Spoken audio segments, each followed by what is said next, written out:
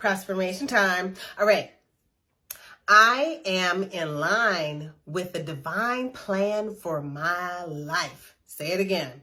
I am in line for the divine plan of my life.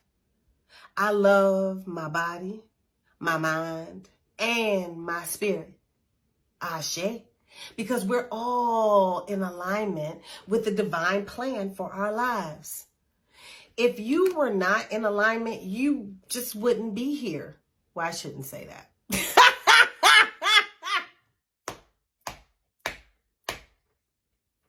When you're not in alignment, you actually know when you're not in alignment. When you're not in alignment, things start to feel funky. They don't feel right. You feel like, oh my goodness, what's going on? Like when you feel like that, something is not right. Something is out of alignment. And that is the time to sit back, get centered, release all junk, release it all so that you can get back into a space where you can see and hear clearly and know what is yours by divine right. So when you start to feel funky, that is time to reflect, okay? But anyway, I'm going to affirm this. I am in line with the divine path for my life. I love my body, my mind, and my spirit. Ashe.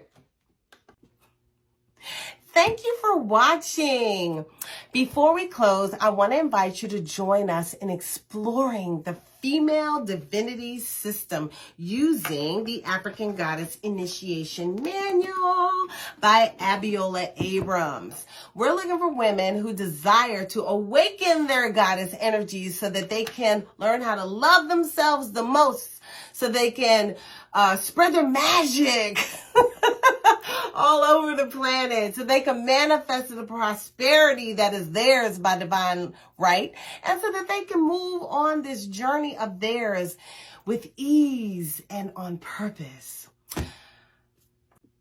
The goddesses must be awakened. So if you're ready to elevate your life and you want to be a part of this mission, look in the description box or in the profile section and find the link to our sister circle and meet us on the other side.